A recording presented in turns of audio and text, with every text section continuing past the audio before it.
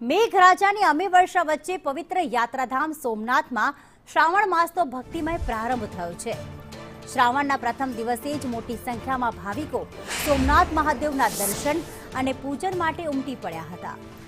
યાત્રાળુઓને વરસાદથી રક્ષણ મળે તે માટે શ્રી સોમનાથ ટ્રસ્ટ દ્વારા સમગ્ર માર્ગ ઉપર ભેગોળા ટેન્ટની વ્યવસ્થા કરવામાં આવી છે, જેને યાત્રીઓએ બિરદાવી હતી।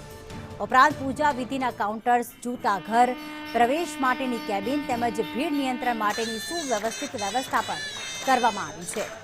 શ્રાવણ માસ દરમિયાન યાત્રિકોની સંખ્યાને ધ્યાનમાં રાખીને ટ્રસ્ટ દ્વારા તમામ આગોતરું આયોજન કરવામાં આવ્યું છે।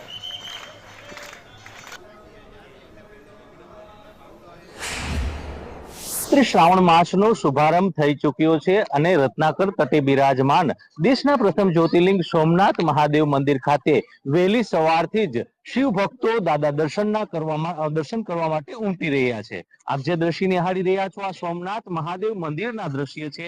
આજે શ્રાવણ માસનો પ્રથમ દિવસ છે અને સોમનાથ મહાદેવના દર્શન કરવા માટે શિવ ભક્તોની લાંબી કતારો લાગી છે। કેટલાક શિવ ભક્તો છે તે સંદેશ ન્યૂઝ સાથે જોડાયા છે, આપણે એમની સાથે જ સંવાદ કરીશું। जी क्या बताएंगे, कहाँ से आए हैं, कैसे मैं लखनऊ से आया हूँ।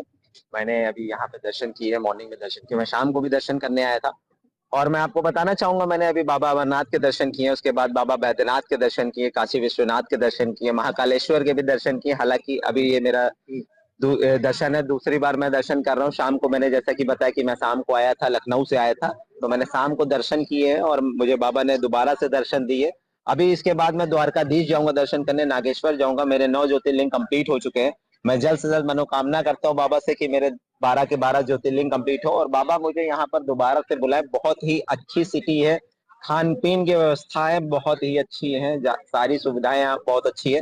देखिए, सच बताओ तो मंदिर में अंदर जैसे ही आप कदम रखेंगे, जैसे ही गर्भगृह में आप कदम रखते हैं, बिल्कुल आप एकदम मंत्रमुग्ध हो जाएंगे। इतने मनमोहक है वो, इतना मतलब आप अंदर से एक वाइब्रेशन फील करते हैं ना कि आपको सारा आसपास का सब कुछ छूने लगता है। आपको लगता है सिर्फ वो है और आप है, आप उनमें मग्न हो जाएंगे, लीन हो जाएंगे और बस यही मन करेगा कि हम यहीं बैठ जाए, यहीं ठहर जाए। बस यही मन होता है कि हम बार बार यहाँ पे दर्शन करने आए।